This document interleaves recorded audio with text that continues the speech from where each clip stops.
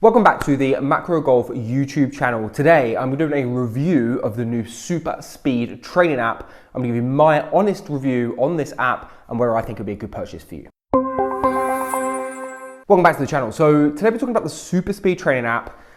Now, what I said here, I'm going to do an honest review. First thing I'm going to note, a little disclaimer. I'm going to try and keep all of my views on speed training and SuperSpeed as a company to the side here. I'm really going to try and give you an honest review of my first experience of using the app. I'm going to show you inside the app. I'm going to show you all the features that you're going to get. And at the end, I'm going to give you an answer on whether I think this is a good investment on your money to basically increase your speed and play better golf. So I'm going to take through all the different aspects, all the things you can do in there, all the new features they've added, and I'm going to give you my honest opinion, but then hopefully by the end of this video, you'll have an answer on whether it's going to be a good investment for you as well. So I'm just going to open up the app. So first thing you'll do is when you first download it, it's going to ask you to do some benchmarking, some testing. Ignore mine on there for now. I'm just going to take you through a quick overview of the app first. I'm going to give you a little viewpoint on kind of my idea of how well it's designed and what it looks like, and then I'll start to dive into some of the features. So the first thing you'll notice is that it is quite simple, the app. I've got experience of building apps, and with the app that we built at Macro Golf, I know how hard it is to build apps, so I'm not going to give any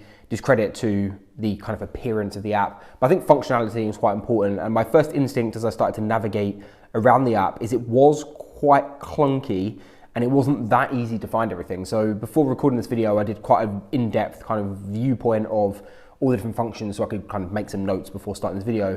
And I found it quite difficult to go back and find stuff. Like, just as I'm navigating around here, you'll see that, like, say for example, if I go to training, there's many different ways of me getting to the same thing, and sometimes I don't end up with the same answer. Like, if, for example, if I go here to assessments, and then if I dive in at the top here, I can view all of these different training types and all the different types of assessment.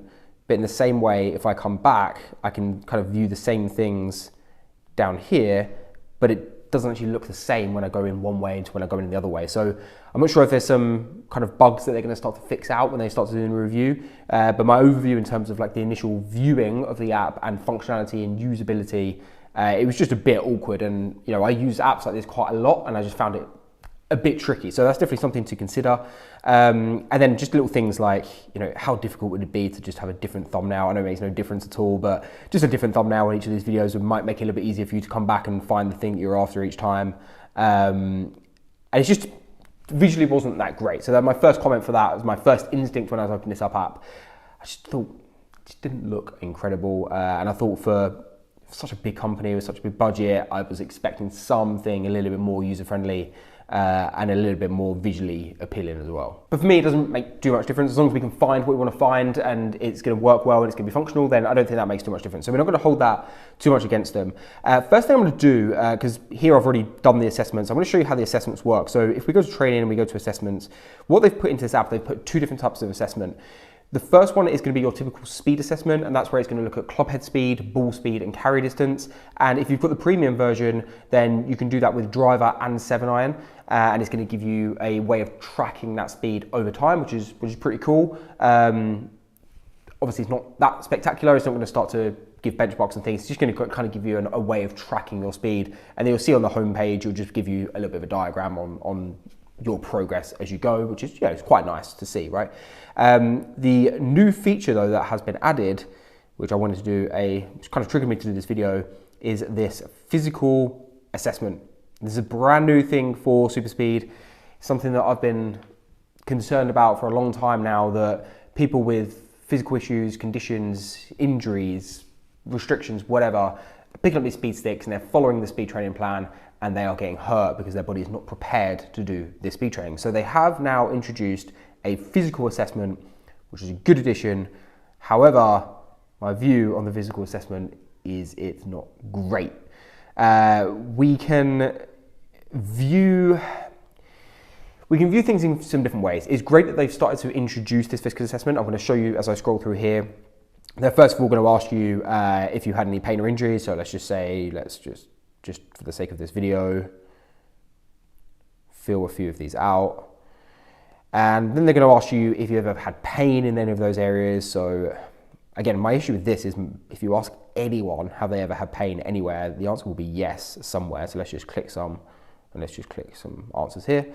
And they'll come up with some kind of warning if you've had any pain or issues. I would be shocked if anyone fills this out and doesn't haven't ever had any pain anywhere, right? So everyone is going to see this disclaimer, which is basically saying it is up to you if you want to continue training, and if you do have any pain, we recommend that you stop. So, okay, cool. Now what we're going to do is they're going to start to take you through some functional movement assessments or mobility assessments or stability assessments that they're going to start to benchmark you on where you need to improve in your physical areas. Now, I'm not going to take you through every single test. You can go and play with this for yourself. My viewpoint is very similar to a TPI test, and I'll tag a video here when I've done a kind of review on the TPI test. Some of the tests are good. Some of the tests are not very good. Some of the tests are completely pointless. And for anyone just downloading this, they're not going to know what's what, which is fine. My viewpoint on this test is that we have made progress, that we're now starting to have some tests included in this, which is good. The issue is the tests are not very reliable, and they're just not going to give you a great benchmark of where you are. I'm not going to go through the whole test here. I might do a separate video on the full test in itself, because I could talk about this for ages. But what I will say is it's nice that they've included a test, and you can do this test and it's great, but the test itself is not perfect. So I'm not going to go any further onto that. I'm going to let you guys dive in and have a go on that test and see what results it pumps out for you. Essentially what it's going to start to try and do is it's going to start to recommend some of their training plans for you to perform based on those results. But I've tried many things and it doesn't seem like it's very personalized, and it seems like what it does is it just pumps you out to just start at level 1 if you've ever had any issues, and you know, that's kind of its personalization from there. So it's good, it's got it, but it itself is not great. So the next thing to discuss is they've coupled all of their other content that they had on the website. So one thing I will note with this is the majority of this content was free if you purchased a SuperSpeed plan. And actually, even if you didn't purchase a SuperSpeed product, you could just create a free account online and access their level 1 training. So all of the warm-up stuff, the level 1 speed stuff, all that stuff was available for free. It has now just been put into the app for you to be able to view it. And I do believe that on the free version of the app, you will still get access to those basic plans. You just won't get access to the more advanced plans that I'm trying to show you here, like the fitness stuff. So warm-ups are still there, and you can go through and do the warm-ups, fine. I mean, there's not really much for me to say with the warm-ups. Like, again, just like little things like, why is the thumbnail saying, why can't we just have a different thumbnail? It's me being picky, but it just means that for a lot of people being able to read this, they were just looking at it and just looking at the same thing back to back. Like, it's quite small for you to read it. And just some of their visuals are just not great, but that's me being picky. So warm-ups, okay, interesting, that's fine. Nothing much to say there. Let's move on to some of their other protocols. And I will say that from here down, I'm not going to go into too much detail. It's going to be a completely separate video if I start kind of criticizing the actual protocols, so I'm not necessarily going to do that. I'm going to try and keep this very much about the app and the new feature they've added with the app. But here's where you'd obviously view all of your overspeed training. They're obviously going to try and push you to buy the sticks and buy the PLGR.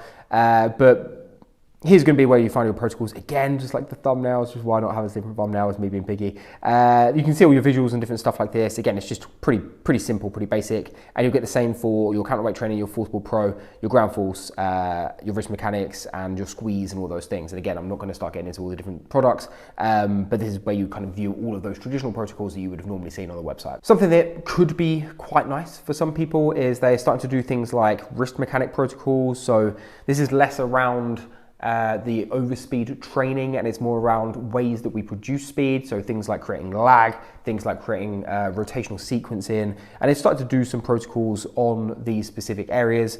I'm not sure if this is included in the free version or the paid version, but here you can start to follow some protocols that will actually start to help improve mechanics. Again, this is a bit of a slippery slope. It's very similar to going on YouTube to try and find swing advice. It's very difficult for you to know which videos are going to be good for you. It's very difficult for you to know if you're doing those draws correctly. So with all these things, similar to like YouTube golf, it's going to have to be taken with a pinch of salt. But I'm sure some people would benefit from these types of protocols, which is a nice addition. So let's move on to the fitness, probably the area that I can give the most amount of feedback on based on what I do day to day. So I'm just going to show something quick. So there's a couple of different ways we can access the fitness side, and I just want to show you how my kind of navigation around this app got a little bit confused. So we can go straight to training at the bottom here, scroll down to fitness, click on fitness, and it's going to show us the different fitness protocols. They've got Jason Glass in, who does a lot of work with TPI, does a lot of works with a few tour players. So he's doing the fitness side of this. So first of all, we've got someone who is fitness qualified, which is a great start, which is not the case everywhere you look. And essentially what they've done is they've broken it down to mobility, lower body strength, core strength, upper body strength, and their advanced speed application protocol, they call it. So you can access it this way. You could also access it by going into where I went at the top here. For some reason with assessments, it does this. You can go to training type, then go to fitness, and then you can scroll down to whichever one you want, and you can click start. And this is how you're actually going to start like a workout or start a session. So first thing I'll say is the fitness plans are weird. And I'll be really careful with my terminology here. They are weird. If I go back and show you this way, so if we go into fitness and we go, so let's say for example, to the lower body strength training plan. Now this is labeled as a lower body strength training plan. This is a really weird lower body strength like session. You know, the exercises aren't terrible exercises, but they're not really strength exercises. They are, you know, they're some kind of functional strength movements, but they're not traditional kind of strength training exercises. And it says that we're going to do 10 reps and we're going to do 1 set. This is like this is going to take you 5 minutes, if that, to perform this session. So I don't really understand the concept here. Obviously, I don't have Jason Glass sat next to me to justify this. I would love to ask him his reasoning behind this programming. It is very weird. We go to core strength again, just 10 reps, 1 set. I just don't get it. I don't know if I'm using the app wrong, maybe. But the other thing that is then confusing is, I mean, that is the same for all of these, by the way. If we go through, it's just 10 reps, 1 set. So I'm not sure if we're meant to do all of these in one go as one workout. I don't know, that would take you around 45 minutes. But if we go start a session, same thing comes up. It's going to tell me to do 1 set of 10 reps. Again, I don't know why there's that justification there. But if we go to the video, what actually happens is when we start to work through these exercises, what comes up in this video for the sets and reps is actually different to the sets and reps that it's telling us to do in the first bit. So let's jump forward to where he gives us some sets and reps. Here's 1 set, 10 reps, great. And then at some point, it might have been in another video actually, at some point he'll start to say, oh, now we're going to do 2 sets of 10 reps. So there's a lot of discrepancy between the videos, the reps, the sets, and the overall program is just really weird. I just don't get it. And for such a big company who make so much money, it just seems like such a big error. I just don't understand. And I'd love to ask that question on the justification of why it is like this. There's obviously a mistake here because the reps and the sets and the videos are different to the reps and sets in the PDF. Even if they were the same, then it would be weird. So I just don't get it. And for something where we've been asking SuperSpeed to acknowledge the fact that fitness is a huge part of it, strength is a huge part of it, power production is a huge part of it, and they've gone and got, you know, quite a well-known name in this field, and then they produce this plan. I just don't get it. So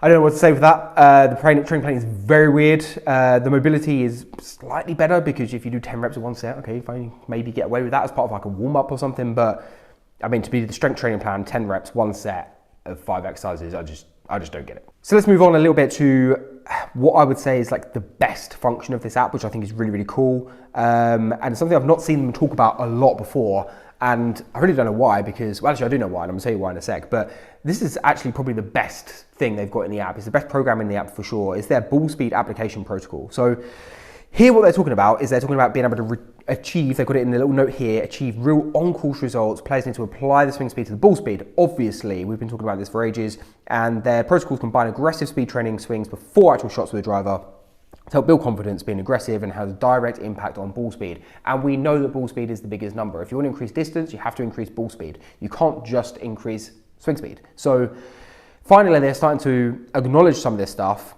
And what they have now done is created some ball speed application plans where you can now start to do some swings and then hit driver, swings, then hit driver. And I've been using this type of speed training protocol for a while now. And I do honestly believe that this is one of the best ways to implement new speed onto the golf course. So they've started to do it, which is really, really good to see. And I know the reason why they've never done it before is because you could do these protocols without buying their products, right? You can produce these ball speed application plans, You could do this with using your driver and hitting a golf ball. You don't need to buy the spinny sticks to do that. You don't need to even buy the PLGR necessarily to do that. So that's probably why they've not gone down this route previously, because obviously they want you to buy their products, which I get. But this is a really, really nice addition to start seeing they're starting to understand the importance of ball speed and application and starting to help educate and program some of these things in there. So I'll just touch a little bit on the stats, which will be nice. Like obviously you can start to view how much progress you're making, the swing speed, distance, all this stuff, which is great. One thing I will say is they've added leaderboards, which has got to be the most pointless thing in the world. I mean, this guy at Ned is just setting unbelievable world records at the moment. 744 mile-an-hour ball speed. Why not? Like, I mean, this was just, I don't know whether they thought people were ever going to take this seriously. Of course, people were just going to put in ridiculous numbers. That's just how people are. So that's just the way it is, right? So I don't really understand, how people are going to use this to benchmark themselves, because all the data is going to be completely off whack. But going back to here, I think to see your own stats, that would be quite nice. So this is a nice addition. Moving on to the cost of what this app is and what you're going to get for the price. My issue with it is that originally when you bought a SuperSpeed stick, my understanding was that you would get the training included in that purchase, which would make sense, right? You buy a product and this is almost like the user manual for that product that you've purchased. So you should buy the stick and be shown how to use the stick effectively, and that's the original training they had on their website that I think you can still get access to on the website. What they've now done with the app is they're now going to start charging you monthly for access to the app. And what I think they're then doing to justify that is adding in this extra training, like the assessments, there's some more in-depth assessments if you pay, and you also get access obviously to the fitness plans, mobility plans, and the different plans. So that would all be fine if those plans were any good, but what it seems like to me is those additional plans that you are now paying for are the worst plans that are available in the app, and actually the stuff that you would get for free is actually just showing you how to use the stick correctly. So I'm still struggling to understand the justification on paying the money for the app. Only benefit I can see is it displaying nicely your progress. But if you're any good on Excel, you can probably do that yourself. So I'm a bit lost, if I'm honest, and I didn't really know where this video was going to go. I kind of made some notes, but I wanted to just kind of go through it and see where I ended up. I'm just a bit confused. I'm just a bit lost. I just don't really get how they can justify you spending this monthly money for such weak plans, in my opinion. And when you've already purchased a product, I believe you should have all of the rest of the stuff included in that product. I believe you should have the full user manual for free if you have purchased the product. So, given my overview, I would not be purchasing this app. I will definitely be telling all of my clients, do not purchase this app. If you have money to burn, then why not have it? It looks nice, you can display your targets. But I can tell you now, for that amount of money, you can purchase much better training plans for golf, for probably cheaper as well. They're going to help you a lot more. I just don't get it. Sorry to end the video that way, but I just don't get it. Thanks for watching this video. Hopefully you found this useful and it might be helped your decision on getting this app or not. If you have purchased the app and you've enjoyed it or not enjoyed it, drop me a comment. Let me know. I'm really keen to know your opinion on this as well, because I very much do these videos to help people that I work with get a better understanding of products and equipment, and your opinion will really help. So drop that in the comments below. Let's have a discussion on whether this is a good idea or a bad idea. And let's have a discussion on speed training as well. Have you done speed training? Have you used the product? How do you get on with the product? So, sorry, this video is a little bit off on a whim, but I really wanted to be a bit more honest and a bit more open and kind of talk through as I'm describing stuff and as I'm finding stuff myself. So hopefully you enjoyed this video. Thank you for watching. Share this video with someone that you think would be interested in learning more about SuperSpeed app, and I'll see you guys in the next video.